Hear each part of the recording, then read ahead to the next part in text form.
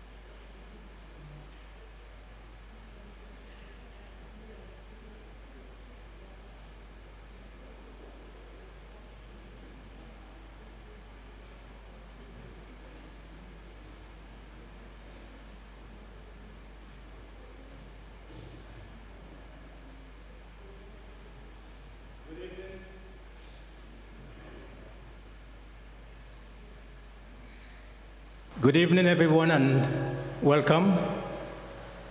If there are anyone on the outside, we ask you to just come in as we are about to make a start.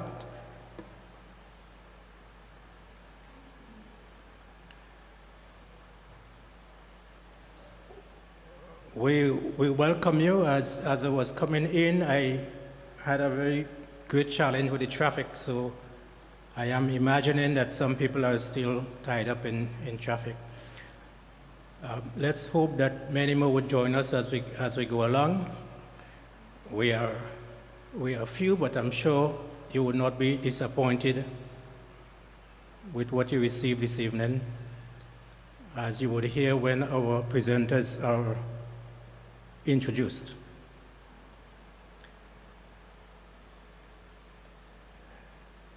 This is a public forum treating with the topic, the church involvement in education post-slavery. Before we get into the meat of the matter, I would ask the Venerable Michael Marshall, Rector of the St. George Anglican Church, to lead us in some opening prayer. Reverend.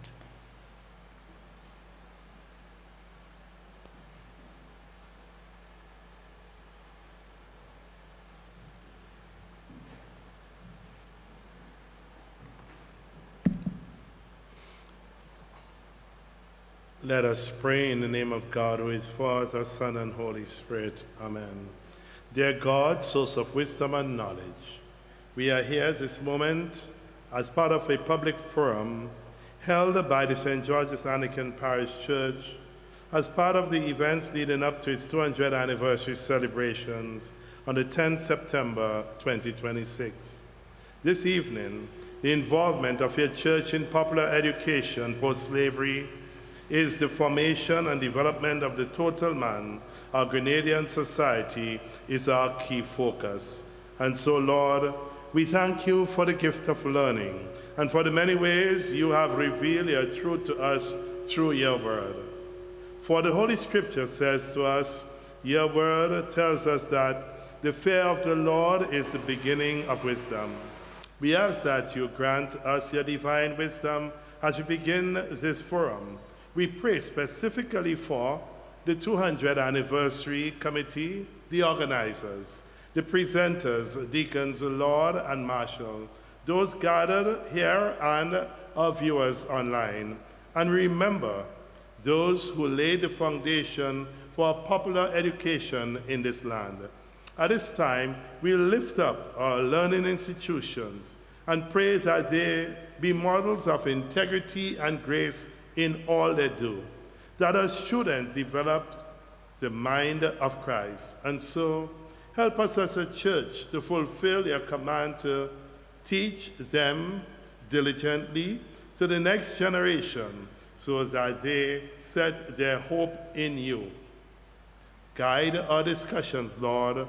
Open our ears to learning attentively and our hearts to receive your direction. May this forum be more than a presentation to those in attendance, but a springboard to action that honors and glorifies your work in us and continued research in this area. May God guide, and direct us in this forum. Amen.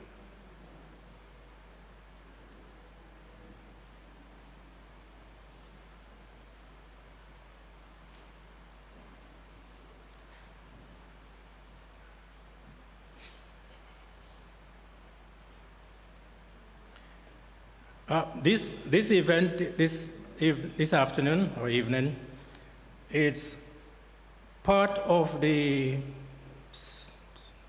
celebration of our 200th anniversary of this church. And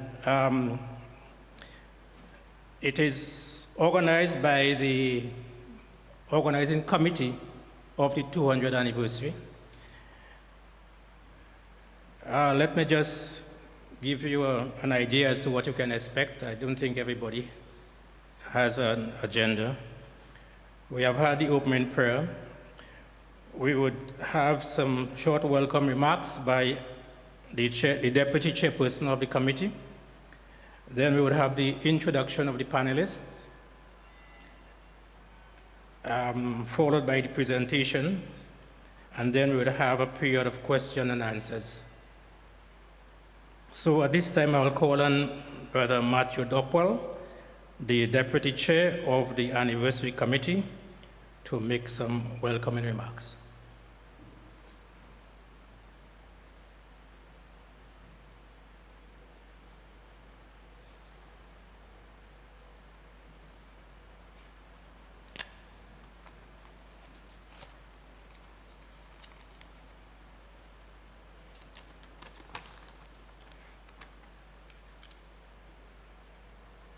Archdeacon Michael Marshall,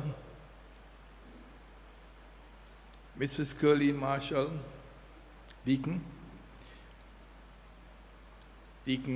Lord, specially invited guests,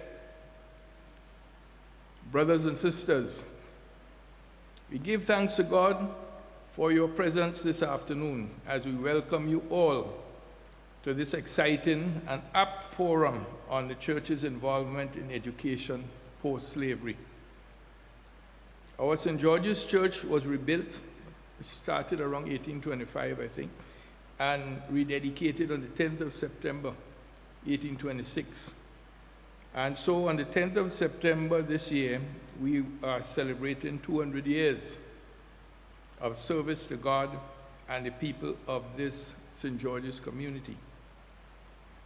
Our forum this evening is a part of our celebrations. I know both presenters of this afternoon's forum and expect we will all learn much of our church's involvement in bringing education to those who did not have the privilege to attend school in our post-slavery era. I think it's one of the things that many of us still take for granted.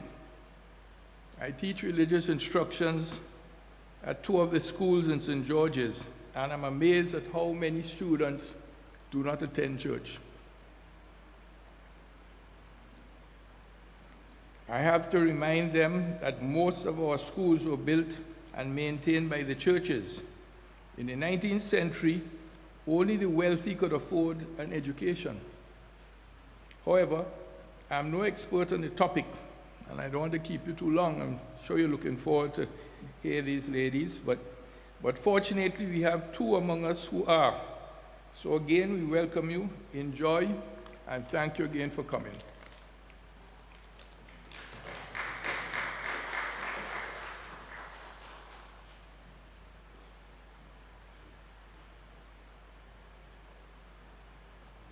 Thank you, Brother Matthew. At this time, we'll call on Ms. Lana McPhail, Chairperson of the 200th Anniversary Committee, to introduce the presenters.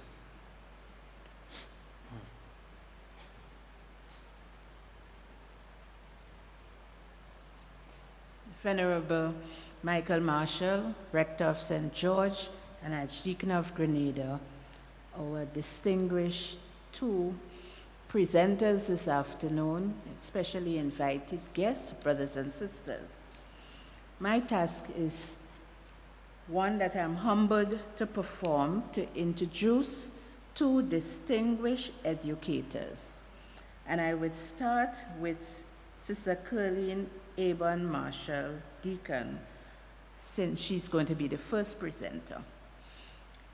Mrs. Curleen Abon Marshall is an educator with over 25 years of classroom experience at the secondary school level, having served at the St. David's Catholic Secondary School, Georgetown Secondary School in St. Vincent and the Grenadines, and the St. Andrew Anglican Secondary School here in Grenada. In addition to her work with children and adolescents, she has contributed significantly to adult education through various programs in Grenada and St. Vincent and the Grenadines. Her professional journey within the education sector has encompassed a wide range of leadership roles, including qualified teacher, head of department, vice principal of St. Andrew Anglican School, principal of the Anglican High School, life skill trainer, and presently district education officer in the Ministry of Education. Mrs. Aben Marshall holds certificate in education administration, secondary teacher education with specialization in history, Christian counseling, adolescent therapy, events management, crisis sensitivity, educational planning. She further earned a diploma in theology from Codrington College, a bachelor's degree in educational leadership and management with first-class honors from the University of the West Indies, and a master's degree in strategic human resource management from the University of Roehampton, London. A committed Christian, Deacon Marshall is actively engaged in the life of the church. She has served faithfully as Sunday school coordinator and youth worker, and is currently a deacon in God's church. She is the devoted wife of Archdeacon Michael A. Marshall and finds joy in art and craft, floral arrangement, interior decoration, reading, cooking, and gardening. Guided by her faith and her passion for service, Mrs. Aben Marshall is deeply committed to the empowerment of people. Her mission is to inspire and educate in service to both Grenada and country, to both God and country. Our second presenter, Mrs. Merrill Baptiste Lord. Reverend Merrill Baptiste Lord has had a distinguished career of 42 years in the field of education. She began that sojourn in the profession in September 1978 as a teacher of the then St. Luke Anglican Primary School, and some 15 years later was transferred to the St. George's Anglican Senior School. In 1996, she was appointed principal of the Mount Morris Anglican School, a position she held for 15 years before her transfer to the Ministry of Education.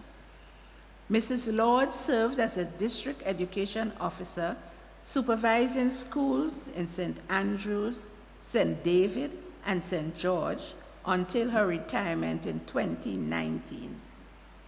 Her passion, commitment, and yearning to contribute to the development of the education system in Grenada did not end with her retirement.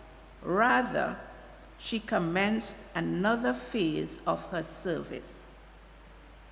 Mrs. Lord was very involved in assisting with the inspection of private schools, monitoring of the school books program, and the school feeding program. She is also a member of the Central Board of Management for all Anglican schools. Mrs. Lord has been very much involved in the Grenada Union of Teachers during her years as a teacher and principal.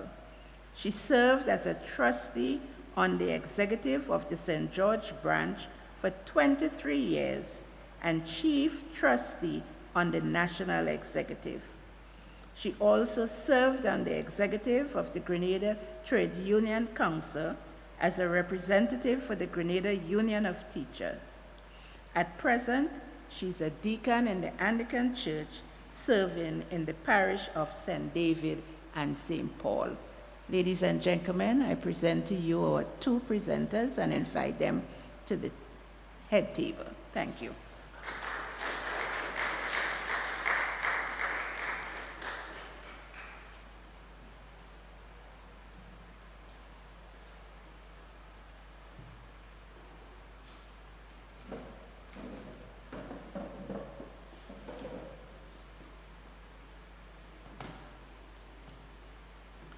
Thank you very much, Mrs. McPhail.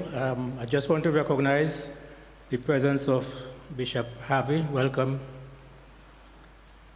The theme for the 200th anniversary is embracing the past and looking forward to the future. I hope I get it, the essence of it. And the topic for today is the involvement of the church in education post-slavery. So there is a consistency in the theme here. Having heard the credential and the live experience of our two presenters, I am excited to hear what they would have to say. I have a very special interest because my own experience being educated in the Anglican education system, I went to the St. Giles Anglican School. Up to this day, I do not know who is St. Giles. At the moment, the St. Giles Anglican School no longer exists. Right? Huh? Well, it still exists? Well, it is? Well, it used to be located at Mount Carmel in St. Andrews, right? But it's no longer there. Okay, well, our presenter might shed some light on it, okay? But the point I'm making is that, for example, I don't want to err again, but my first job was a teacher at the St. Mark's Anglican School. And I wouldn't say that it no longer exists, but it's no longer where it used to be. So I would be very interested in hearing how the Anglican education system and the Anglican schools have evolved over the years. I wouldn't take up any more time. I would now present the first presenter, Deacon Colin Marshall. Let's welcome her, please.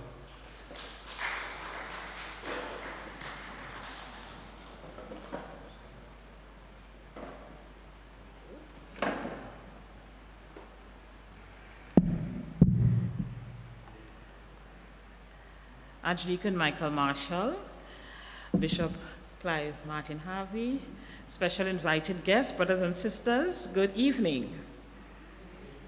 This evening, I have been invited to present on the role of the church in the development of popular education in Grenada.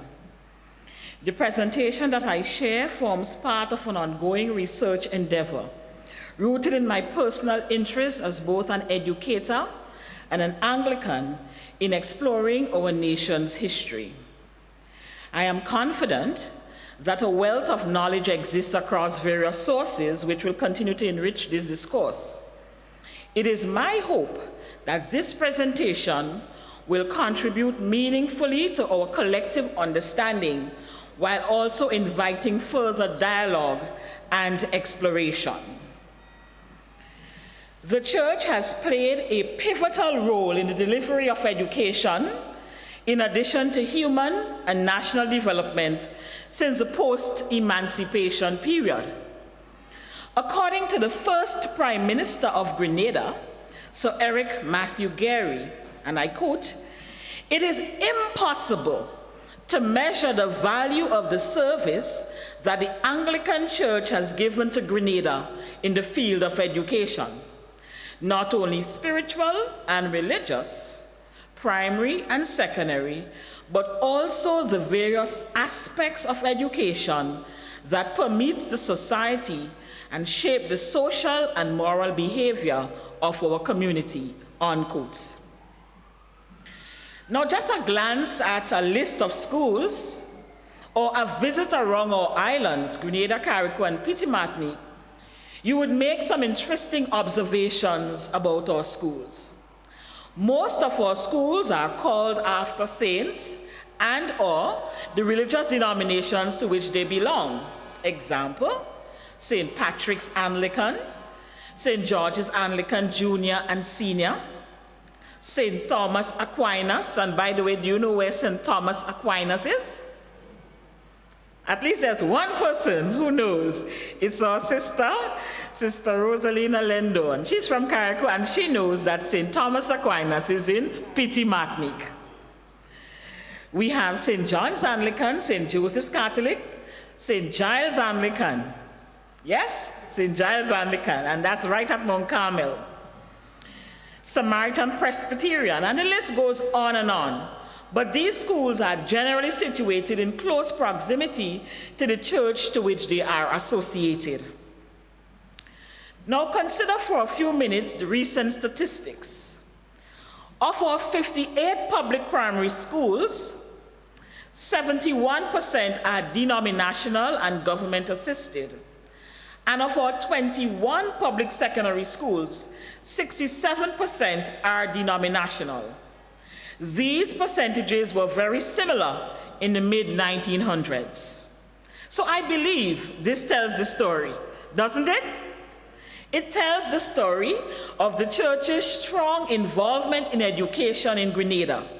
The church's involvement in education has been both foundational and enduring. From the immediate post-emancipation period, when church schools first opened their doors to the newly freed, to present day, the church has remained steadfast in its commitment to nurturing minds and shaping character. Its support has not only provided literacy and moral guidance, but has also sustained generations in their pursuit of upward mobility, dignity, discipline, and spiritual growth. The legacy of this enduring partnership between faith and learning continues to inspire our nation's educational institutions. But before I delve into the meat of my presentation, permit me to ask, by of course the show of hands, how many persons here this evening attended a church school or denominational school, either at the primary level or at the secondary level? Raise hands. Just look around the room, and I'm sure those who are online, you're raising your hands as well. Because for most of us, our formative years or secondary years would have been spent in a church school, a denominational school, and this speaks volumes. And I'm sure all of us would have some fond experiences of how the church has molded and shaped us. Some people we meet on the street and they talk about their years in Hindsight. They used to come to the church for services. They remember the hymns. They remember going behind the church and all sorts of stories. But the church has been a very integral part of our foundation, our learning, our education. Now, in order to look at what happened after emancipation, we must take a little peek into the pre-emancipation period. So I just share a little bit about that pre-emancipation period leading up to 1834, when all slaves were declared free. Dr. Nicole Phillip, in a recent publication for lower secondary schools entitled Junior History of Grenada, indicated that during the period of enslavement, education for enslaved children was limited to religious instruction. There were fee-paying schools for children of the white planter class and for the free people of color. By 1823, there were 11 such schools in operation. 6 of these schools were in St. George and 5 in other parishes.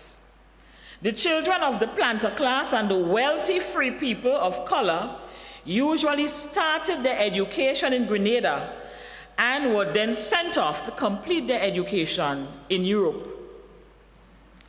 Now journey with me to 1824. This is where popular education in Grenada began. The first public school for the poor, the Central School of St. George's, established in 1824 on Church Street by the Grenada Benevolent Society of the Church of England, the Anglican Church, an enrollment of 19 children, 14 boys and 5 girls. By the following year, 1825, attendance grew to 162, and of that 162, 42 came from Carriacou. Its objectives were to offer a plain education to all poor free children, free blacks, free coloreds, instructing them in moral and religious duties and the principles of the established Church of England. So that was the objective then. Now, the first slave, the property of planter John McInnes, attended this school in 1826. So the first slave child was educated on Church Street in 1826. Now, this was against the rules, but eventually other planters wanted to send their slaves as well in order that they may train other slaves on the plantation. And so the school began to grow. 10 years before and after emancipation, this was the main school catering for the poor. By 1853, a total of 712 boys and 419 girls had attended that school. There was also a public school for free coloreds and slaves run by the Catholics at that time, but it was not as prominent as the Central School. In 1829, the Anglican Bishop of Barbados financed a similar school for popular education to be built on the sister island of Carriacou in Hillsborough. And I believe it would have been out of the concern that these children would have to be back and forth. So because of cost and all of those things, the Bishop of Barbados felt it necessary to finance a school on Carriacou. It provided education for 85 children, free and slaves alike. During that same time, parochial schools were established. St. George's, one in St. George's, and 2 public schools in Guelph to serve St. Mark and St. John. Between 1830 and 1834, 3 other schools were built, all Anglican. One in St. Patrick, one in St. Andrew, and one in St. David. Now in 1835, and the background is important for us, the Negro Education Grant of £30,000 was made available to the British colonies in the West Indies. Grenada received £800 to be administered by the Society of the Propagation of the Gospel and the Methodist Society to build schools. During the period 1836 to 1838, 4 more Anglican schools were built. A Sunday school in St. George, one in Richmond Hill, and the history says it's near one Mr. Ross' residence. It was built on his land that he donated, and at the same time, he used to give part of his house to be used as a Sunday school. There was also a chapel at Good Hope in St. Paul's and one at Black Bay in St. John's. So by 1838, we had 9 Anglican schools and 2 Methodist schools, Constantine Methodist and Woburn Methodist, 1 Catholic school. Total enrollment, 1,234 students. Around the same period, 12 micro-charity schools were built on the island, and these were to be non-denominational. In the 1850s, the Roman Catholics' role became increasingly prominent. There were 10 Catholic schools, 19 Anglican schools, 4 Methodists, and 1 Presbyterian. So you'll notice that there is some growing momentum. And clearly, the Catholic Church is becoming increasingly prominent now. So by the turn of the century, there were 37 primary schools on the island. So all of these schools were built. You may ask yourself, what was the curriculum like? How was it fashioned? What did our students receive? The curriculum was modeled on the imperial system, the British system. And that system was called the Dr. Bell system. It was also modeled on the Irish national system. This included the 3 R's: reading, writing, arithmetic, some English, small farming, and acceptance of one's social status and respect for the status quo. Pay attention. Important, eh? Very important. After emancipation, there was a drive to establish more schools, which became even more vigorous in the 1900s, especially by the Roman Catholics.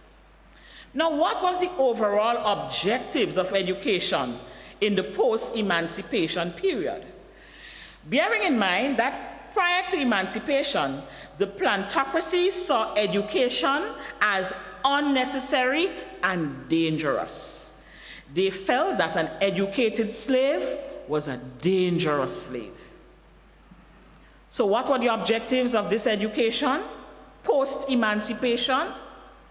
1, a means of integrating the ex-slaves into normal life, a civilizing and humanizing effect, according to George Bizan. Secondly, the creation of a subservient labor force. And let's drill down into this subservient labor force.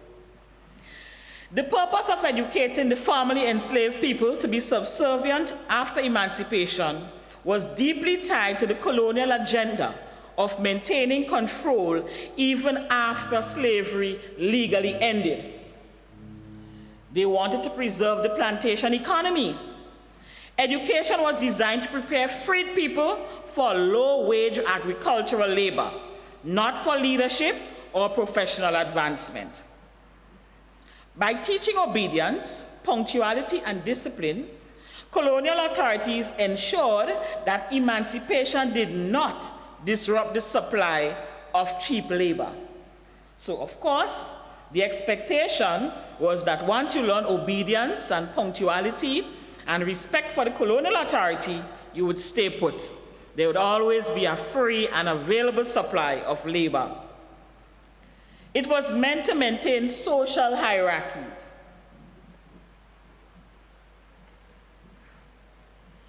Schools emphasized European cultural norms and discouraged African traditions, reinforcing the idea that freed people should aspire to be civilized. And this is according to European standards. So this kept the social order intact, with elites in positions of power and free people in subordinate roles. Now, missionary-led education focused heavily on Christianity, obedience, morality. Freed people were taught that good Christians should be humble, hardworking, and very, very, very subservient to authority. Values that aligned with colonial control. This, of course, worked to prevent political mobilization. Limiting access to higher education reduced opportunities for freed people to become lawyers and politicians or intellectual leaders. By restricting education to basic literacy and vocational training, colonial powers sought to curb resistance and political consciousness. And of course, there was control to gratitude. Education was framed as a gift from the colonizers and missionaries, fostering a sense of dependency and gratitude. Yet, Grenadians reinterpreted education as a pathway to dignity and leadership, producing teachers and preachers and activists and men and women who later challenged colonial structures. So what was meant to subdue became a tool to liberate, as literacy and faith nurtured the very consciousness that fueled independent movements generations later.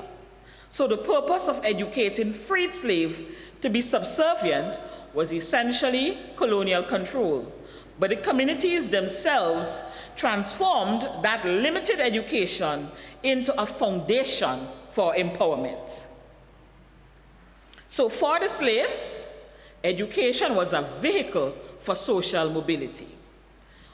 Who were the key figures in education? By now you can call some, not so? Who are the key figures? You want to share? Feel free. Who are the people who we believe were involved? The Church of England, the Anglicans, who else? I'm hearing the Methodists, yes. Right, somebody said the Sisters of Cluny, and they come under the Roman Catholics. We're going to hear about them a little later. We had the Wesleyans, we had the Methodists. Those were the key and dominant players. In some history books, as we go through, though, we will learn that the Baptists would have played a very critical role post-emancipation. Several Baptist missionaries in Trinidad, you would hear about the Moravians. So across the Caribbean, you would hear about several various religious groups who were actively involved in education. So now we look at the role of the church. 1, the provision of property for the building of schools. Church lands were used as well as lands donated by the membership of the Church of England. And I did mention one, Mr. Ross from Richmond Hill before, who gave land and part of his home. 5 proprietors donated estate lands for a school in Mongay. Lands donated by James Smith built a school in Black Bay, St. John's, and that's in 1837. Secondly, the church provided finances for schools. The Anglican Bishop of Barbados financed the building of 12 schools between 1829 and 1836. The Grenadian gentry, that is the elite class, were predominantly Anglicans, and they contributed to the school on a regular basis. For instance, in 1878, an annual grant of £15 from the revenue of the Anglican church lands was used to support the St. George Infant School. And £15 would have been a lot of pounds in those days, huh? Thirdly, monitoring and reporting. The church was tasked to monitor and provide periodic reports on schools, attendance, daily functions, conditions, and challenges. Hence the report of Reverend John Sterling in 1835. He observed that the blacks were eager for knowledge and receptive to instruction, while the planter caste perceived the ex-slaves as barbarians, indolent, ignorant, and deceitful. He reported that there was too much rote learning and not enough to stimulate the mind of the ex-slaves. He also saw inexperienced teachers untrained in pedagogy as a challenge. He felt that the period for instruction was too short. And of course, he gave recommendations to the planters as well as the Church of England, and recommendations were considered and taken on board. Fourthly, management of finance of the Negro Education Grant. The Sterling report recommended that education should be in the charge of all religious bodies on the island, since they had the most experience with popular education, and this was accepted.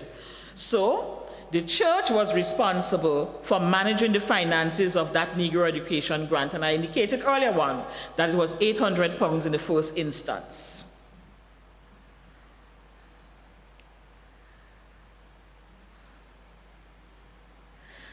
Now, from that time of managing that grant, 16 schools were built.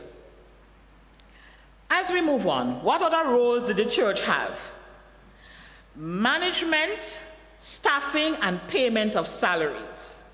The schools were managed by the clergy, and principals were drawn from the congregation, and they were usually married couples. For example, Horatio Turnbull and his wife of the Central School of St. George. The husband managed the male section and the wife managed the female section, because at that time they did not educate the sexes together. Teachers were generally young congregants. And of course, you would hear the stories that teachers had to be married, and if a teacher was not married and got pregnant, well, there had to be a conversation, because it could not continue in an unmarried, this could not continue in an unmarried state. Further, the priests themselves provided religious instruction, as it is recorded that the boys from the grammar school, and the grammar school, by the way, started on Melville Street, will go up to Dominican priests once per week for religious instruction. Also, the church helped with the training of teachers. Remember I said the recommendations, one of the concerns were that the teachers were inexperienced and they were lacking in pedagogical skills. So the first cohort of teachers was trained in the Central School in Barbados, but later a teachers training school in St. George was established, and an education board to improve education administration in Grenada. Our church was instrumental in expanding secondary education.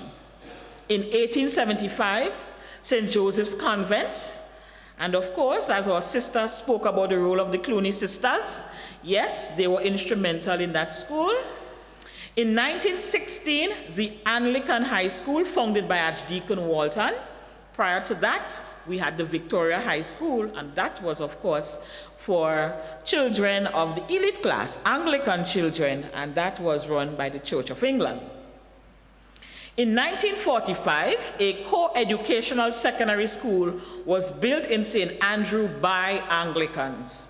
The Anglican priest there was very concerned that the children from the rural communities had to travel too far to get a secondary education, and being poor, they lacked access. And because of this, SAS, the Anglican, St. Andrew's Anglican Secondary School, was built in 1945. In 1947, the Presentation Brothers College by the Catholic Brothers, and in 1952, St. Joseph's Convent, Grenville. And as we go through the years, we would see that other schools were built, and of course, by our various churches. The church also played a role in legal representation for schools. The first Education Act of 1857 made provisions for the Board of Education, consisting of 7 members, 5 Protestants and 2 Roman Catholics, to make bylaws to govern the management and supervision of schools. In 1882, the Grenadian legislature enacted a new education ordinance that permitted the Roman Catholics to have a 50% representation on the Board of Education. This paved the way for greater involvement of the Roman Catholics in education in Grenada. The church was instrumental in advocacy. In 1906, Archbishop Flood protested against an ordinance which only allowed teachers in government schools to apply for pensionable allowance. It failed to recognize teachers in infant and denominational schools. Now we know that if something like that should happen, that would be a big thing for the union.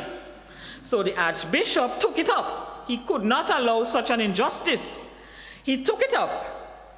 And because he protested, the ordinance, of course, did not go through. Further, the ordinance took the power, that was the one that was forwarded in 1906. It took the power to appoint and dismiss teachers from the managers and the church. This was objected to by Archbishop Flood again. And of course, the ordinance was superseded by another. So advocacy was important. In May 1929, in a document entitled Views of the Board, the denominational board rejected proposals by the government and demanded review of salary scales for teachers, pensions for headmasters, and of course, the government acceded. So I'm sure, based on what you've heard, you will recognize that the church played an integral role in education post-emancipation. Popular education remained a struggle for the church. The quantity of schools increased, but not necessarily the quality of instruction. Achievements in the first 100 years were limited. In fact, the records show that there was still a 59% illiteracy rate amongst the populace. Several reports were published. The Sterling Report of 1835, the Latrobe Report of 1838, the Noble Report of 1858, the Dayton Report of 1889. What did these reports reveal? Low attendance, dilapidated buildings, scarce learning resources. In fact, the Bible was the main textbook. Later on, we had the Royal Reader.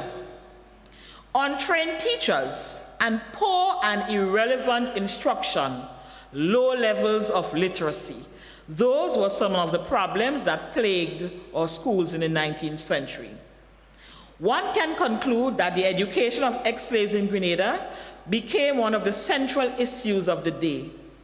Though confronted with several challenges, religious groups including Anglicans, Catholics, Methodists, the Micro-Charity, Presbyterians, and Wesleyans, together with financial support from the imperial government and the Negro Education Grant, drove and shaped the development of education at all levels of Grenadian society.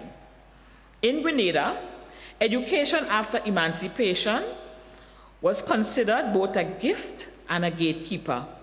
For freed people, it was the key to self-respect, leadership, and community building. For the colonial powers, it was a way to shape and control freedom. Despite these tensions, Grenadians embraced schooling as a spiritual and national duty, seeing it as essential to their journey from slavery to citizenship, to true empowerment, to building and shaping what we now have as an independent Grenada. Thank you.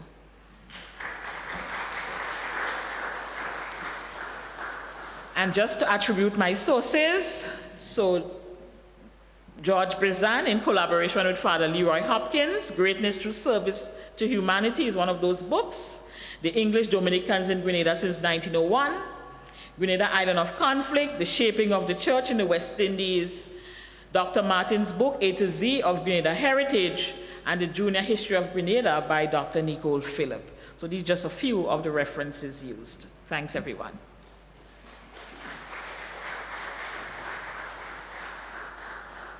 Thank you very much, Deacon Marshall. I already have a whole lot of questions. I was impressed with the rapid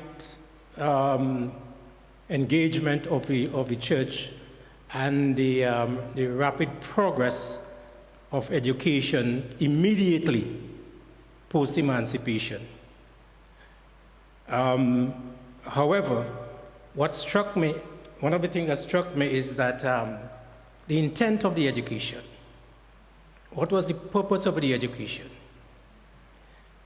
And in other words, it seems to me that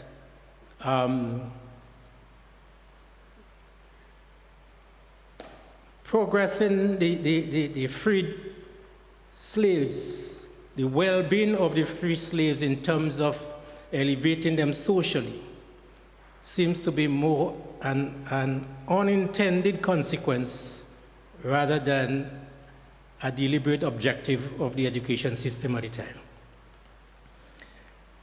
Let me just correct what I've been struggling with earlier on. The theme of the of the 200th anniversary is actually the church, a beacon of hope, remembering the past and embracing the future.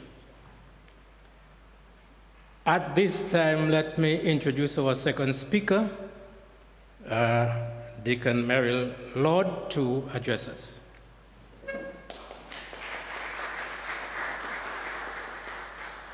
Thank you so much, Mr. Chair. Venerable Archdeacon Michael Marshall, Bishop Clive Harvey, pleasure to have you in the audience. The theme for this evening, the involvement of the church in education. And as I listened to the first presenter, what came to mind is what I have here, that Maya Angelou said, and I quote, "I believe that education and only education is the key which can open the dungeon of ignorance and allow our youths to share in the glory of a life lived joyfully." I can also assure you that as I listened, it came to the realization that education post-slavery and after slavery didn't have that in mind. As I listened, I realized, I don't know if you will agree with me, that the more things change is the more it remains the same. Those of you sitting who are educators will realize that some of the objectives and the challenges we still experience today. Although the churches in Grenada are actively involved in modern learning-centered approach to schooling today, which is integrated with technology skills, we do not assist in helping our schools to connect, care, critique, collaborate, and create opportunities for our nation's youth in all areas. We also emphasize as a church, and you would have heard the activities that my fellow panelists laid down, that the church is involved in. We are involved in infrastructure, curriculum, partnership, and recruitment. We also emphasize our teaching staff at interviews the importance of UNESCO 5 pillars of education: learning to know, learning to do, learning to live together, and learning to be. Also, learning to transform oneself and in society. Only yesterday, I attended a forum where this type of information was highlighted, because there were some panelists from Canada speaking to us and was saying that they are looking into the history of the islands in the Caribbean and trying to find what can be done to help to further educate the young people in learning to transform themselves into society. So as you heard before, it has been a challenge in the past, and it is still a challenge in the present. Churches also contribute to education, and you heard all the churches that were involved in education in the past. We had 59 schools involved, mainly public secondary and primary, pre-primary and tertiary schools. And these schools are now operated by boards of management from the Catholic, Methodist, Anglican, Presbyterian, Bible Holiness, and Adventist churches. These boards continue to partner with government through lobbying to provide modern facilities. And as you know now, we are involved in curricular development and the value-based education to our students. Churches also contribute to education through groups and organizations. At this time, we are mainly involved with the CCG, the Grenada Association of Denominational School Boards. So we have the school boards which we use to discuss with government as to the way forward for such schools. The Anglicans have an Anglican Education Central Board of Management, which we call the AECBM. It is used at this point to discuss the problems that principals may experience and the way forward for schools, both primary and secondary. The Catholics also have a Catholic Central Board of Management, CCBM. The Adventists have a Board of Management. Presbyterian School now also have a Board of Management. Presbyterians though only have 2 schools, and the Methodists have a Board of Management. What is the purpose of the Board of Management? The board assists in managing the schools, assisting the principals in performing their duties effectively. Some churches, as you have heard in the past, have kept the same strategy that was used since in the 18th and 19th century. They still provide, especially the Adventist Church, provide grant funding to schools, to their schools to assist with projects. The other churches, like the Anglican, Catholic, Presbyterian, we do give small amounts to schools to help with projects whenever we can afford. You have heard that the collaboration between church and state. Infrastructure. What is the church contribution towards the infrastructure? We assist in monitoring and erecting of school buildings, and we do give school supplies when it's available. The contemporary impact, we assist the government through lobbying with them, with sponsored extensions and maintenance through collaboration with the church and the state. How it is done? The church lobby with government to access funding through development organization, and you will hear most times that our church schools are given the help through the government, through CDB, another lending organization. In some cases, it is grant funding.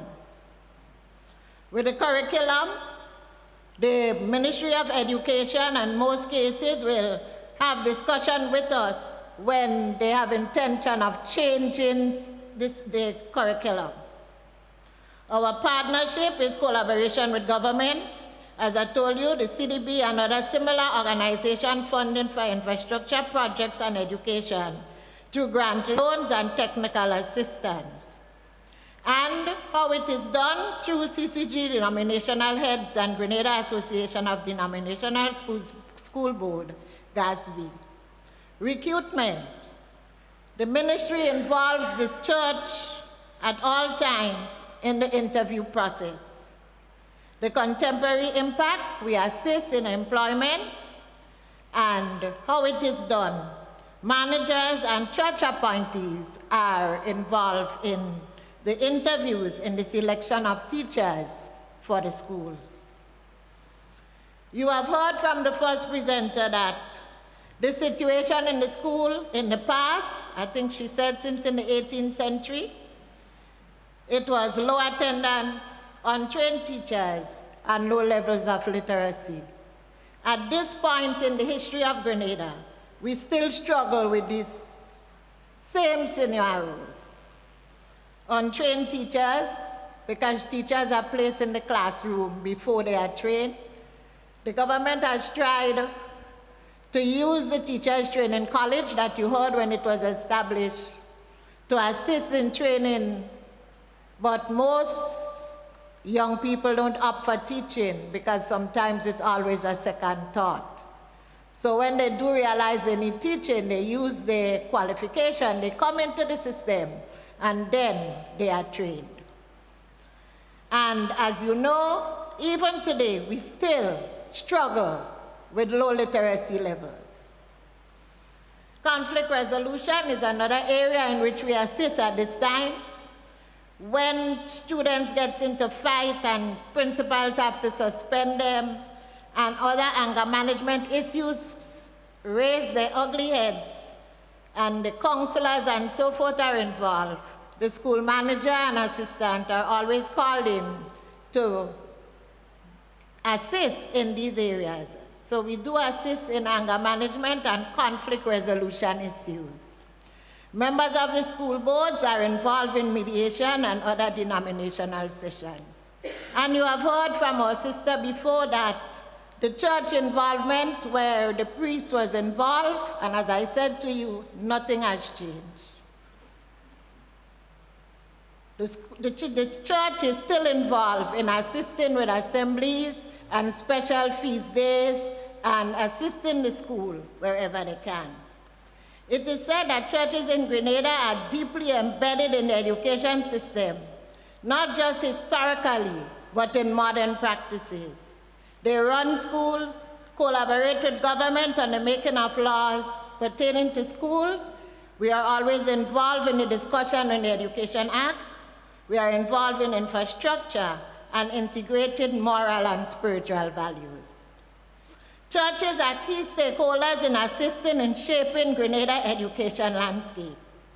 They are also invited to mediate and be involved in the life of non-denominational schools. As we normally say, the church is the voice of the voiceless. I do not want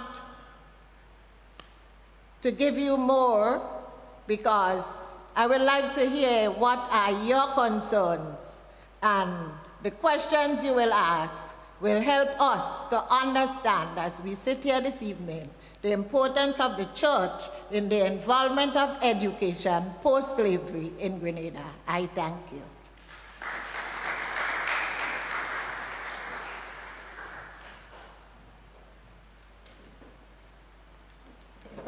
Thank you very much, Deacon Lord. Let me just recognize the presence of Minister for Legal Affairs, Minister Claudette Joseph. Thank you for gracing us with your presence.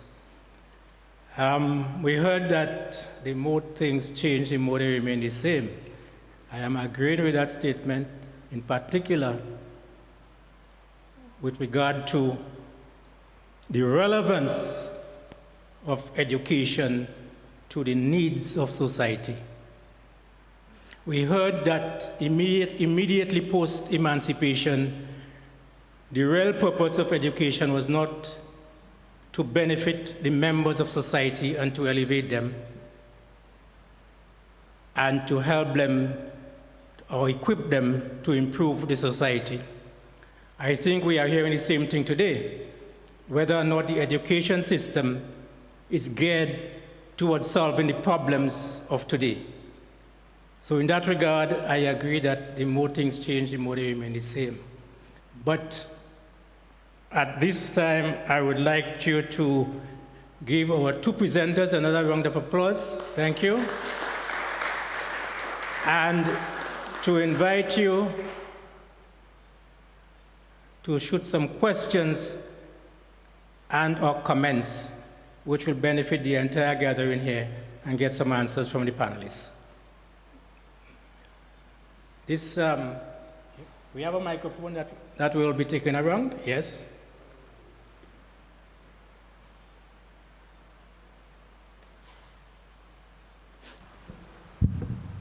Good night, everyone. Oops, sorry. Good night, everyone. My name is Kay. I'm happy to be here, and I'd like to congratulate the Anglican Church for having this public forum tonight in honor of your 200th year. We do, as churches, need to have more of these public forums. Reverend Deacon? Deacon said that the church was involved in advocacy, and I think that's a thing the church needs to continue to go ahead with. So I have like 3 points. I want to make them brief. The first one for the deaconess,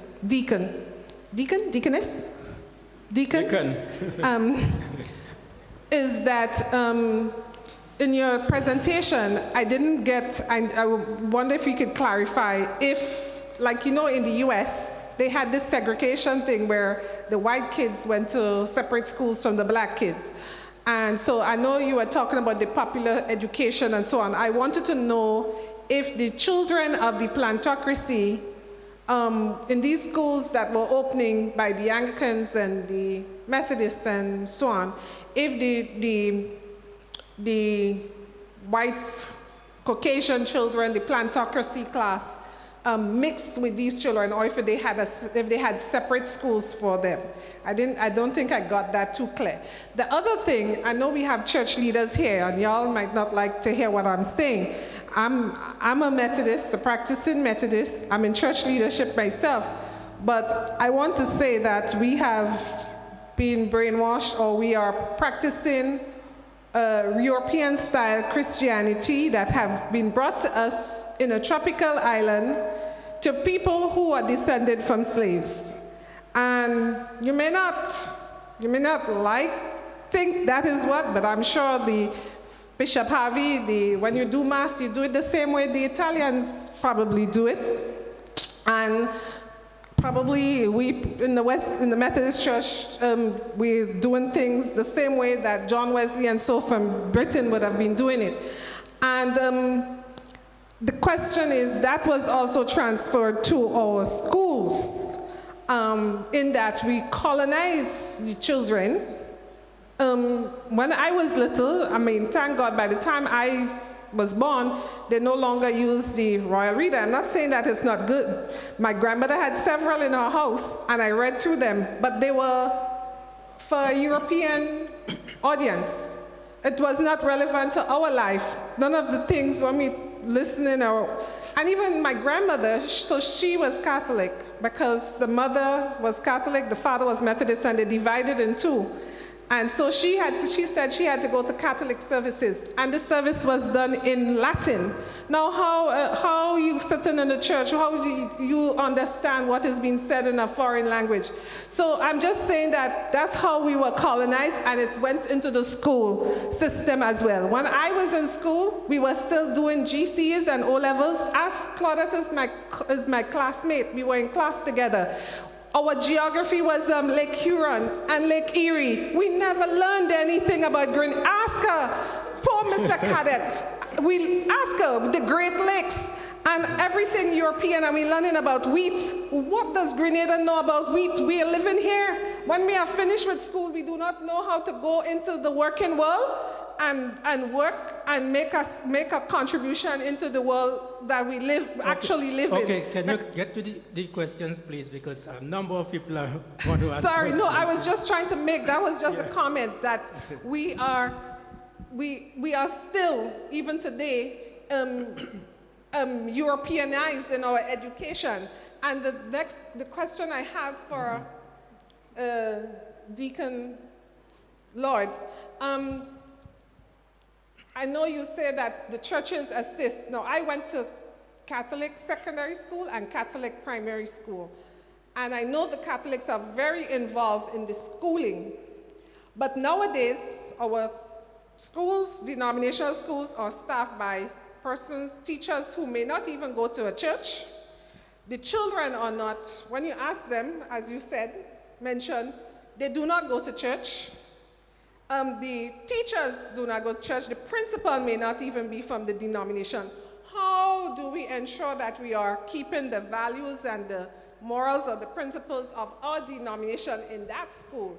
Because, like as I said, almost three-quarters of the people in the school, are they singing our hymns? Are they praying our prayers? I know the Catholics, because I went to Catholic school, and they had a time when, as a Methodist, I didn't go because I was not Methodist, I was not Catholic. I would go and do something else when the Catholics went to whatever it is they would do. But I don't know if the other schools have that. Yeah.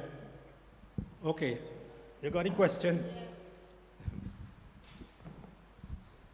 Bring the mic.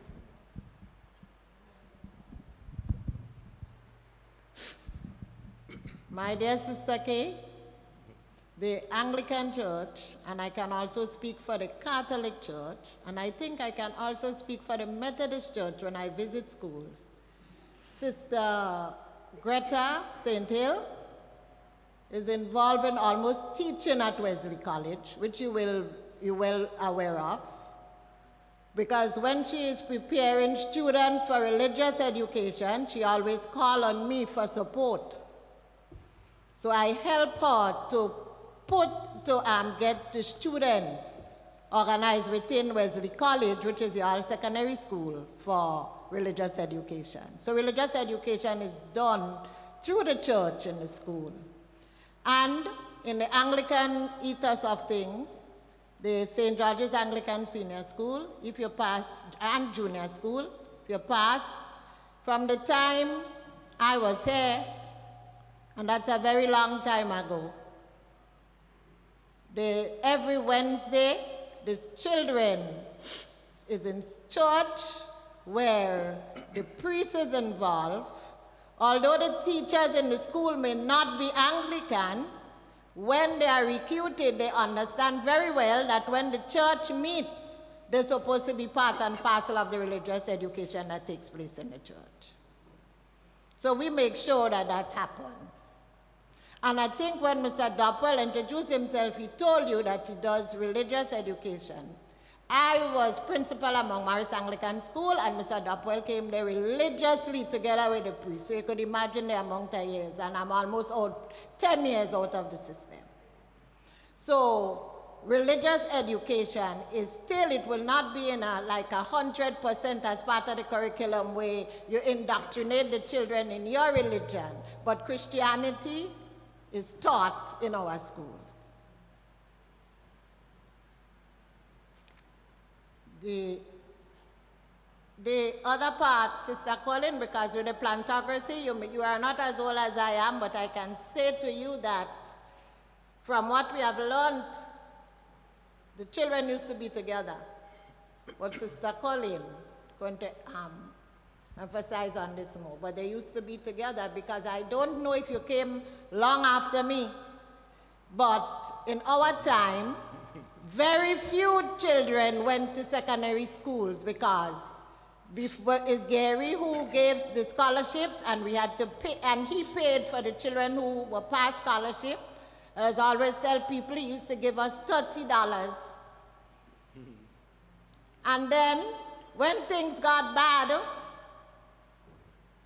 in the education system, during our struggles in Grenada in 73, 74, we had to pay, because the church was not in a position to assist all of us who were active churchgoers. So we had to pay $80 for school fees.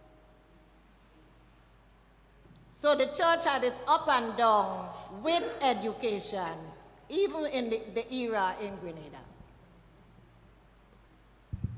So to answer the first question, immediately post-emancipation, we still had the presence of several private schools.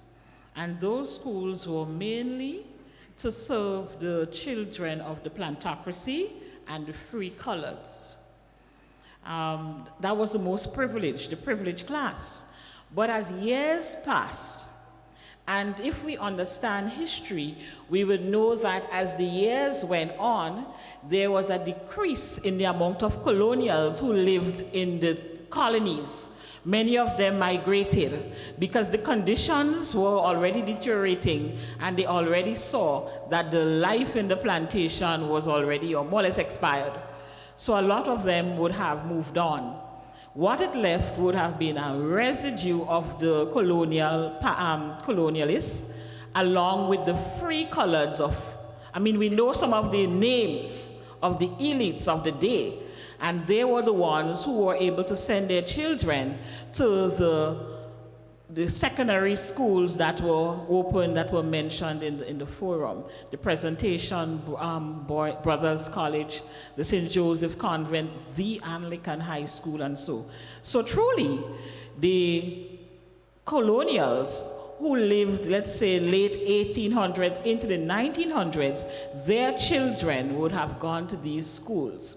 Now, interestingly, because they had money, were able to send their children abroad to further their knowledge and their skills and their education, and come back as the doctors and so on. And if we look at Grenadian history, we would see how the elite class would have evolved over time. Yes? Does that answer the question? Good. Now, the other comment, we could talk about what you were speaking about for a long time, but I want to say that The conversation you're having is a conversation that cannot be, we cannot dismiss it, because it is the conversation that could be had whenever there is a colony and a colonist. Whenever you have persons being colonized, the earliest years of colonization, when after free, emancipation and so on, you would find that a lot of the structures would be that of the colonial power.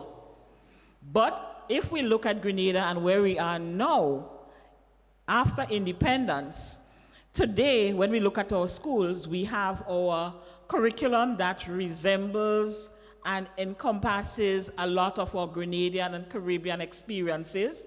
We have our local authors and several persons who are producing literature that our children are using in the classroom. So the pictures on the books are pictures of children, not of white skin, but of dark color. And we see people who are achieving, who are from the bowels of the communities that we once might have considered not so important in our society. So it is an evolution, a becoming, that any country having had colonialism and slavery for so many years have to unshackle themselves from. So when Bob Marley says emancipate yourself from mental slavery, it is a process of emancipation, growing and breaking away from the clutches of the colonial masters, and a time of becoming, of nationhood, of seeing ourselves as valued and people who can contribute to the shaping of our destiny. Okay, thank you. Other questions?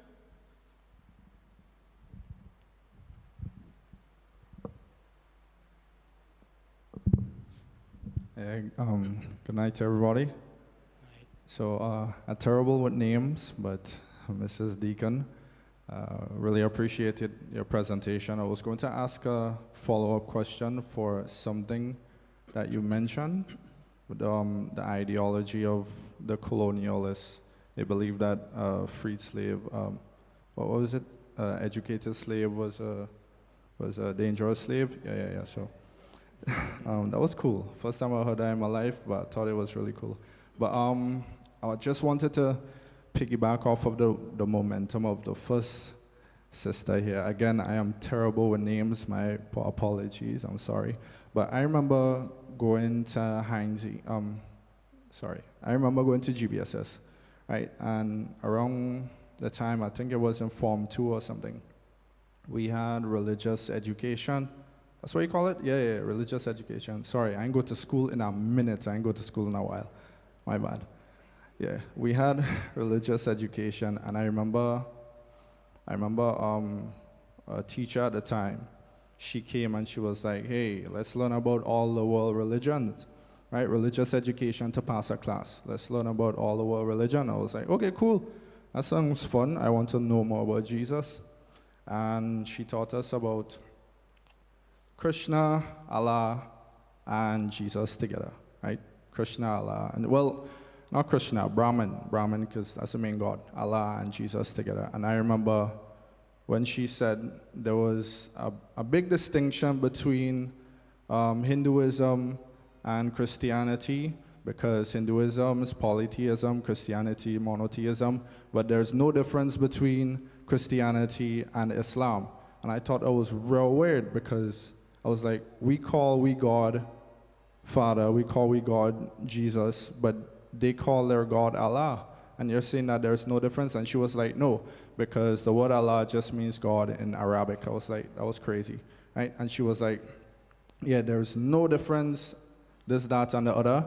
And again, to pass our class, I had to learn that there was no distinction between Allah and Jesus. And that stuck with me up until I was like, in my teenagers, about to come out of my teenagers. Did a lot of battling with faith, a lot of battling with religion and thing.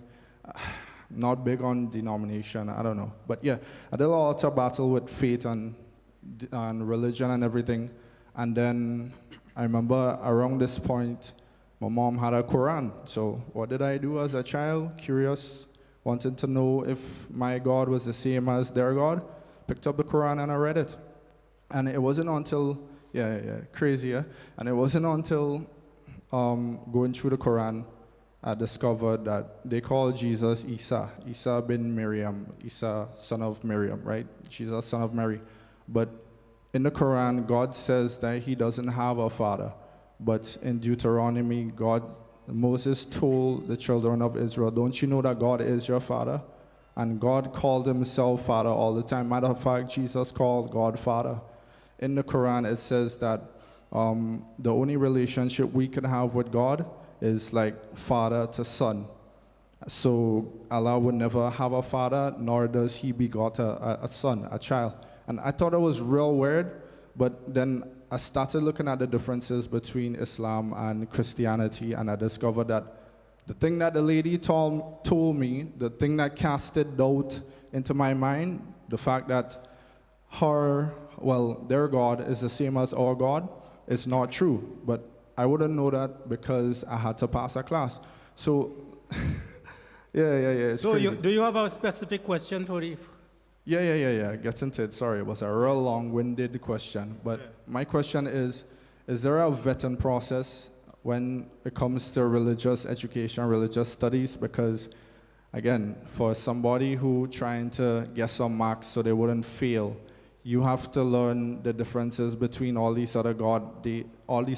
They put it in your mind that certain things are true, and it's only when you do your actual research, not the research that they're teaching in class, that's when you discover that that might not be the case. So is there a vetting process? And how could we prevent a horror story from mine from never happening again? How could we prevent less people or more young people knowing their faith and less young people denying faith because they're confused about what faith is? So, yeah, I thought that was a good question. Thank you for the question. The panel, which one of you want to?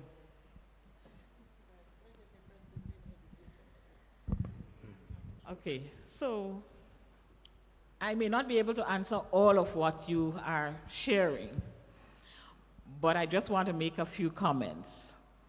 So I would have been exposed to the religious education curriculum as offered by SGAC. And one of the things that structured curriculum does is expose students to world religions. And in that exposure, students are encouraged to explore all of these world religions. This is not meant for indoctrination, but for persons to explore and be knowledgeable. One of the things that we also encourage is religious toleration when we're teaching, and we encourage our students to get to know, understand, and appreciate. It doesn't necessarily mean that we expect them to be converted, but it's about learning about different religions. So I suspect that the curriculum that teacher was following in terms of telling you that they're going to be learning about world religions would have had to do with the religious education curriculum that SGAC provides. However, we do have religious instruction, and denominational schools provide religious instruction as well. And in the religious instruction, you would find that whichever denomination comes in to provide that, it would be guided by that faith, that particular faith experience. All right? So whether it's Anglican, whether it's Catholic, and so on, but at the core of it is Christianity.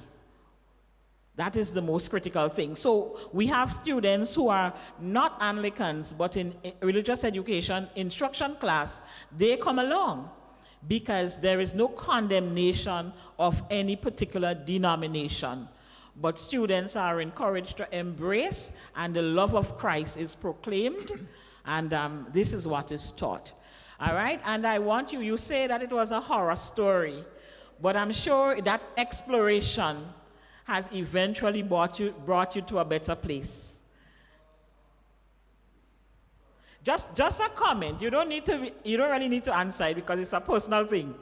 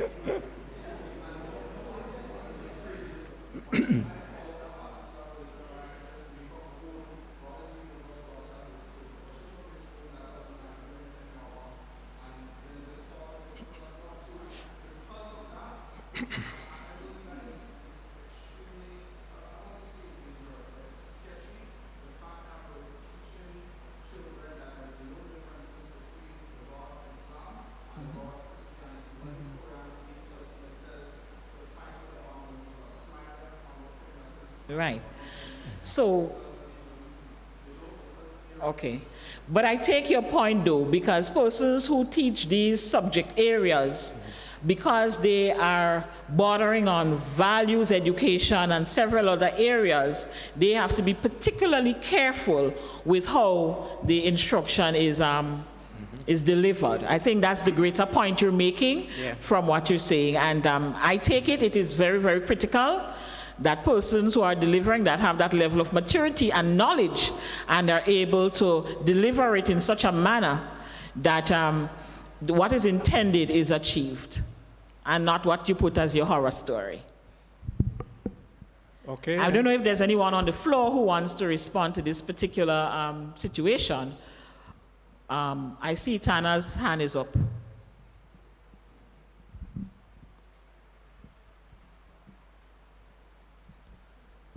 Good night, everyone. Right. I think one thing that happens with teaching religious instruction is that persons, they may use their own internalization of what they believe to be true. So when they're learning and something, they would choose what they think is right, or they would put their own understanding to it, and then they would teach something else. So then the word gets twisted a little bit because they believe what they think is the right way, or they put it in a way that justifies their belief, as opposed to what is actually the truth. That's one thing that causes problem. Okay, thank you very much. Bishop wants to weigh in on. I don't know how much time we have. That's one of my concerns. But I want, first of all, to thank the Anglican community for this. Somebody said that it's being recorded. At least they gave me a hint of that. I hope it is, and that it will be available to other people. The sister here made a number of points, but I'm particularly grateful to the brother, because whether you realize it or not, you have learned a hell of a lot from your experience over these years. There's one thing that came to me as I was coming here, and we talk about education post-slavery. And the two presenters took post-slavery to mean after the emancipation of slaves, African slaves. But I want to suggest that there is a deeper problem which we need to really spend a lot of time pondering, and that is that slavery never ends. Slavery takes different forms. And the church today is challenged by other forms of slavery. For instance, the slavery to the cell phone, that little instrument in your pocket or your purse, wherever you're putting it. Slavery to money. There are all kinds of different slaveries, and sometimes the church is getting tied up in that itself. And how do we deal with those things? And I was wondering, as I heard particularly Mrs. Marshall speak, are there lessons to be learned from the experience of struggling with the slavery of the African that can help the world to deal with the other forms of slavery that are here? Because I remember spending some time in the US at a conference, and I had to laugh because they were talking, white North Americans were talking about how so many of their children are not getting married, and how are they going to deal with that, and they're getting very upset, and particularly from a Christian point of view, say, but our children are. And then a young black pastor got up and he said, I see Father Harvey here from the Caribbean, And Caribbean people have always lived with the reality of no marriage and yet a Christian commitment. And he said, I think he had Barbadian ancestry, and he said, we need to look at that and ask ourselves whether the Caribbean church has something to teach the North American church as it struggles with this question of slavery to single lifestyles and all those kinds of things. So I'm just saying that it's possible that in this very discussion, there are ways to tread which will become even more important as we face the slaveries that are upon us or the slaveries that are yet to come. Thank you, Bishop. Any other questions from the floor? Thank you. And again, I want to say thanks to the Anglican Church for making the effort to organize this session, and that we can begin a conversation around what is important to us as adults, and more importantly, the provisions that we are making for the younger ones who are coming on now. This evening, both presenters spoke about advocacy as it relates to the church. And I found that to be very interesting. And my simple question this evening, there's a lot of talk about a relationship between church and state. And what is that relationship? What is it supposed to encompass? And what is the basis for the church's assumption that there is some authority when they speak to government, that they have some sort of authority? We speak about church as the body of people. So what is that? What is the basis for, if there's an assumption that you are in fact advocates, where does that authority lie?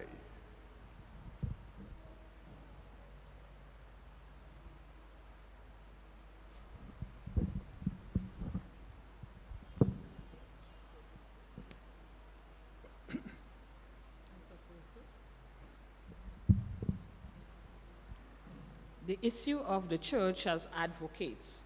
So I know that there may be other persons in the audience who would be able to shed some light on this, but even before we get to your direct question, the church, because it proclaims the gospel, because it's supposed to be the voice of God, the voice of the people, in its pronouncements, that in itself is advocacy, in helping its congregants to free themselves of those things that enslave and enshackle them and empower them to make wise choices and so on.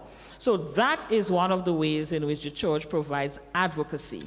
Now, there are other groups and organizations that the church are a part of, and I know we have the Conference of Churches, and we have other bodies that that the church is represented by, that make representation to the powers that be and advocate on behalf of persons. So I'm going to invite those who are able to discuss this matter some more to shed some light on it. Anybody wants to take up Brother Ned's question?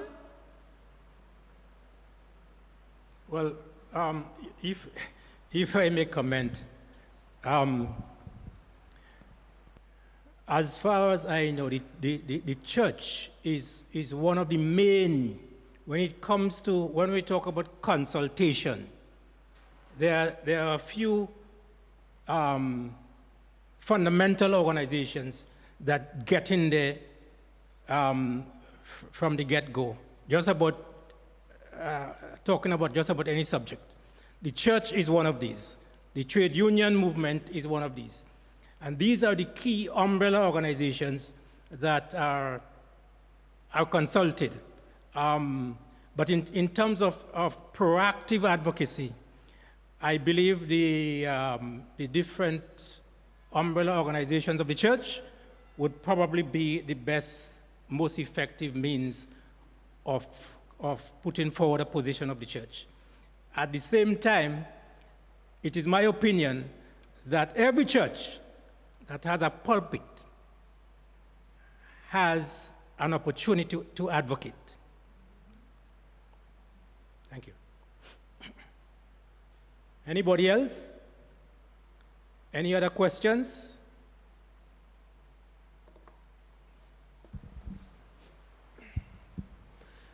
Good night, everybody.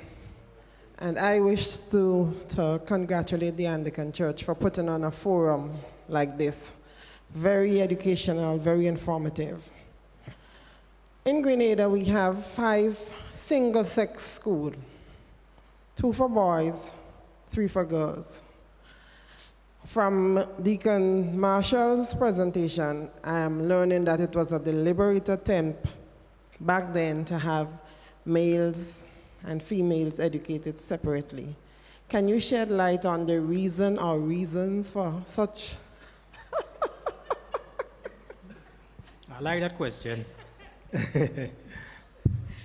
No, I suspect some of the reasons for the single-sex schools may very well be the same as it is now, having the sexes separated. But one of the things, even from the inception, when we speak about the genesis of the Victoria School for Girls, that was before the Anglican High School, it had to do with ensuring that the young ladies had a very polished upbringing.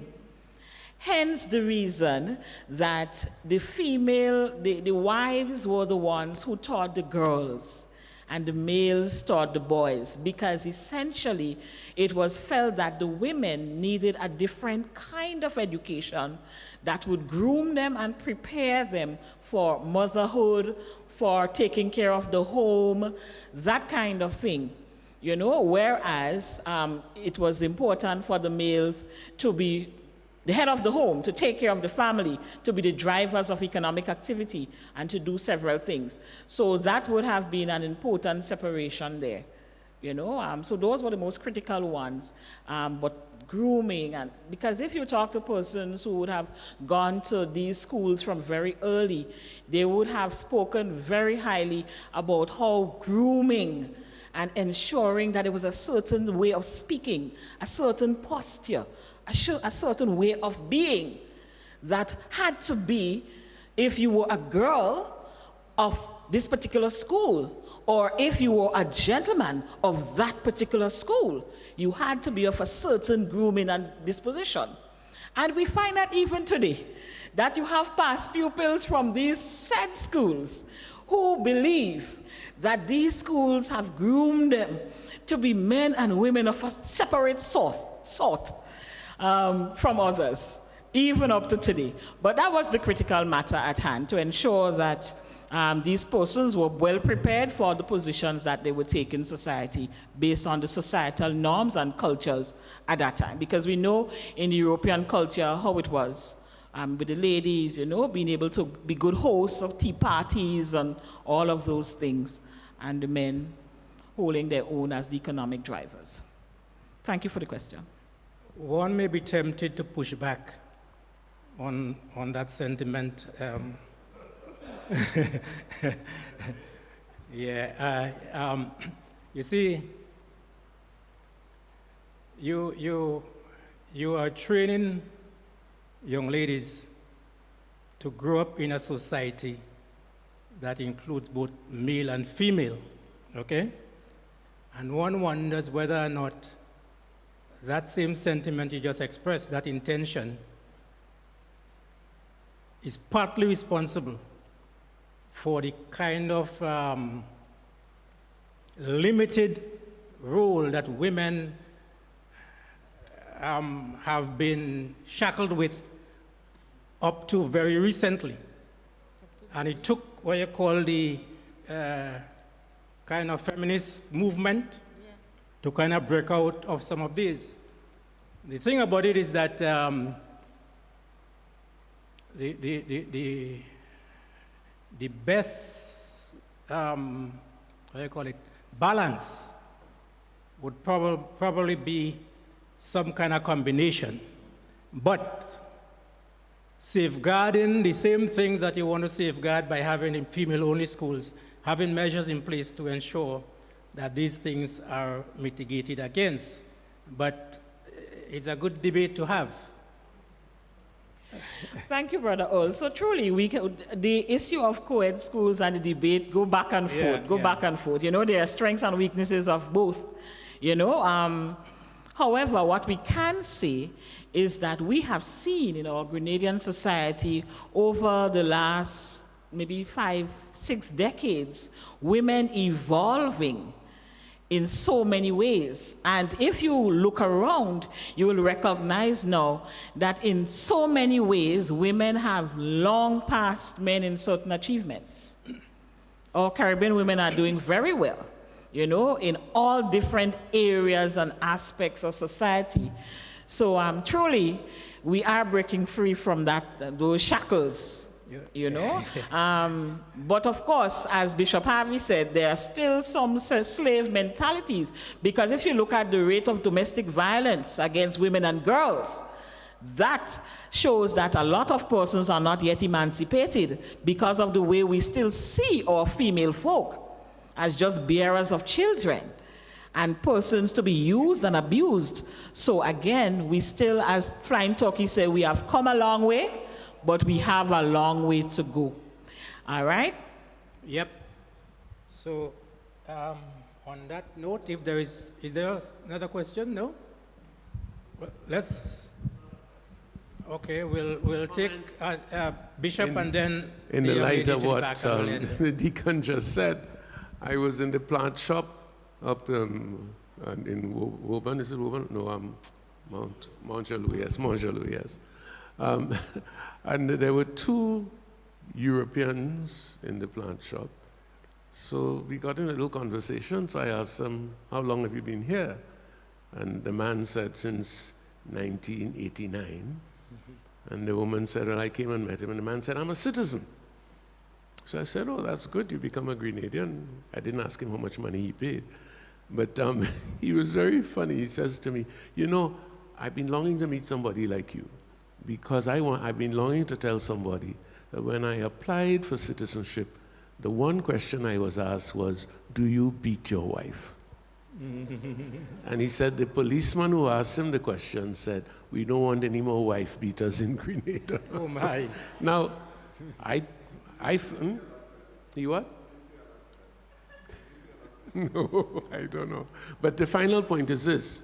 I leave meetings like this very concerned because, for instance, when you said the more things change, the more they remain the same.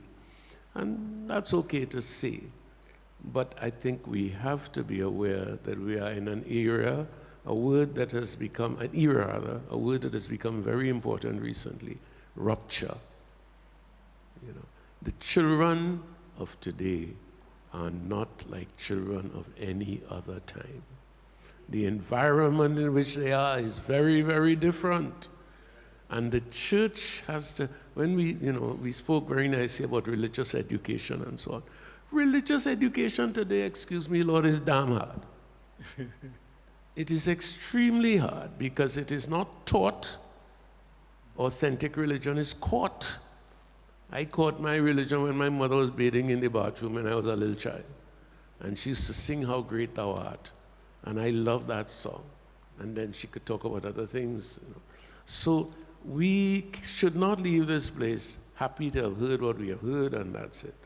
We must leave this place aware that what we have heard must inspire our faith, that as church we still have a role to play, but that role is going to demand a lot of us. Okay, just one final question. Give her the mic. You have another one? Okay. I wasn't going to say a question, just a statement I wanted to say. I was going to say that children are naturally conditioned by everything they see, hear, do since they're young. So by exposing them to the right sort of things, Because in the Caribbean, I see a lot that persons, adults especially, they try to hide children from things they would eventually see and start to learn. But by educating children rightly and exposing to them about the different topics and so, they can improve different things. Such as in churches, you have, they might separate the children from the adults or whatever, or they might leave certain topics because they'll say they're too young to understand or listen. But children, they pick up stuff even though you don't realize it. So having more, instead of being just educational in schools, for instance, by having classes or times where children can learn skills they may not be learning at home, because not all children have a good home where they're at, and most of the time they spend around persons is in school. By having good things being learned there, not just their education, but having the different lessons, the different conversations and so with the children, I think can make a difference. And by letting go of the conditioning from before and reconditioning the children to new ideas to be better and so is something good and a good approach that can be done. Thank you very much.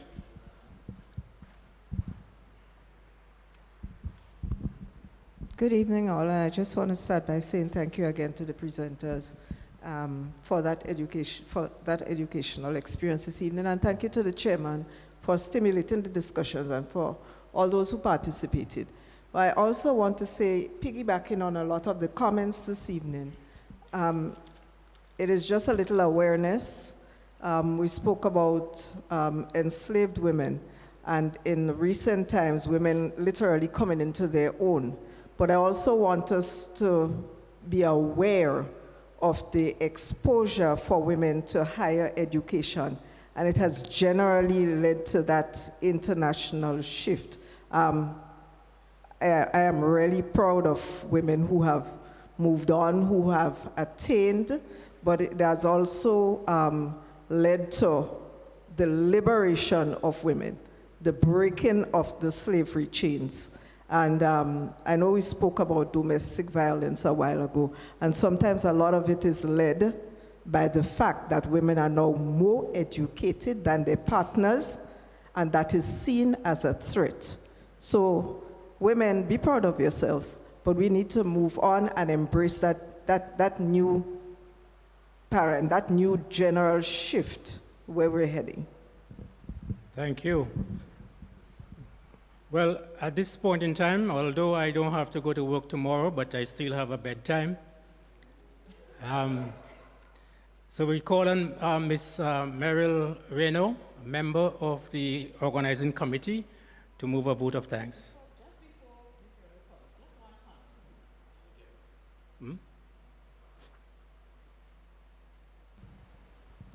I think it would be remiss of me if I don't say this. Well, two things. One, the issue of female feminization, women pressing forward and attaining all of these things would have also led to, and that's another conversation, male marginalization.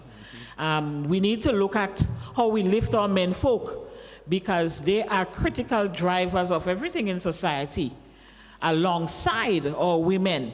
So that's a separate conversation altogether, but it is necessary because both male and female must work hand in hand if we have to do better. And finally, as a person in active education still, Ms. Lord is retired, I wanted to say every society, every nation must closely evaluate the needs of that particular nation. And it must ensure that it prepares its people for nation building and development.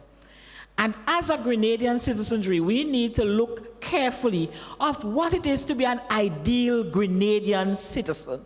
What are the values, the qualities, the things that embody being Grenadian, and what that means for us if we are to build and to aspire and advance, as our anthem says. So yes, we've looked at education from the post-emancipation period. We have seen how far we have come, And I believe education is fluid. And as educators and persons, stakeholders, we have to always have that conversation as to how do we move education to meet the growing needs of our citizens so that they are not just people for Grenada, but global citizens who can make meaningful contributions on the world stage. We have to think about that. And we have to think about the moral and spiritual and social fabric that we are creating for our young people, and education is the main driver. I just wanted to say that to end.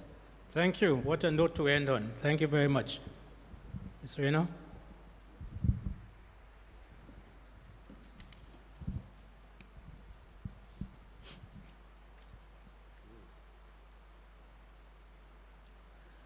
Good evening. On behalf of the Rededication Committee, I want to thank you all for your presence here this evening. Archdeacon Marshall, we thank you for your opening prayer. Deacon Bishop Clive Harvey, we thank you for sharing with us and being here with us. For those who are online, we also thank you. And for our presenters, you have done a marvelous job. I have learned so much here this evening. I appreciate everything. You have been educating us and informing us of so many things that we just took for granted. So we thank you heartily for this. And we also wish to say that we should have more of this kind of conversations. It's important, it's fascinating to know what used to be and what is now, to compare them. I have learned so much, and I could go and say, now I know. So I hope everybody here have learned something. So again, thank you for everyone for being here with us this evening. Thank you all. Okay. Thank you very much. And finally, we'll ask Archdeacon Marshall to end us with a word of prayer. Thank you.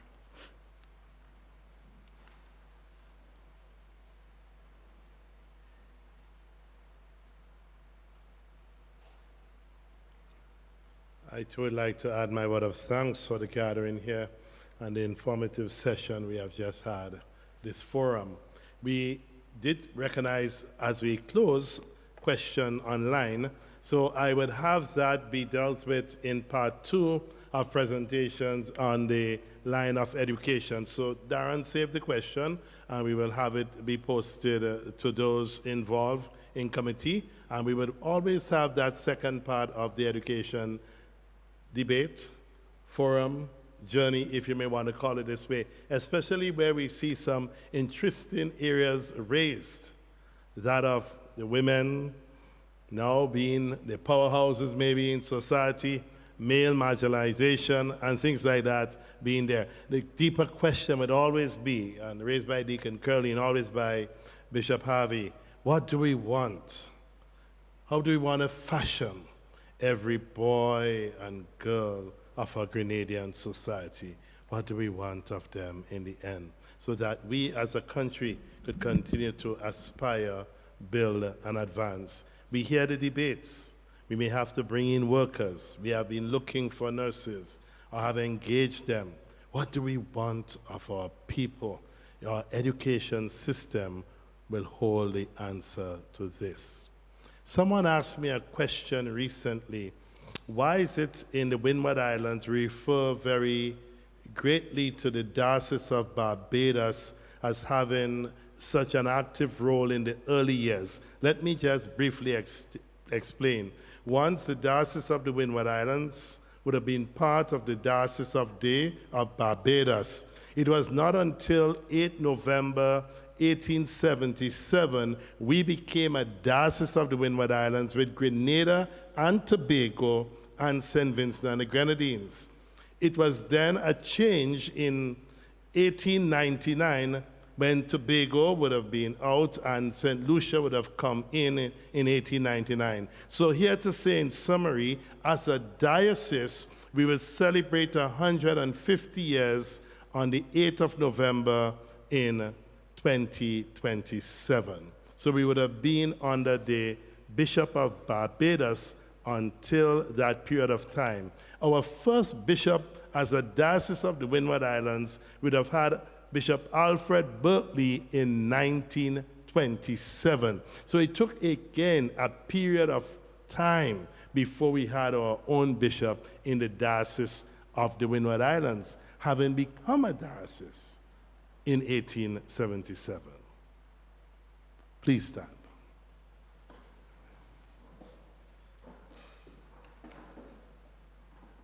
And Lord, we thank you for this medium to have brought this session live. We thank you for the gathering before us. We thank you for those who educated us in this forum. We thank you for those who brought thought-provoking questions and made comments. We thank you for the moment we are able to gather in a free space and discuss the things of the past and even, dare to say, chart our future. And now, Lord, may the peace of God, which passeth all understanding, keep our hearts and mind in the knowledge and love of God and His Son, Jesus Christ. And may the blessing of God Almighty, the Father, the Son, and the Holy Spirit be among you and remain with you always. Have a pleasant night, everyone. Safe journey home.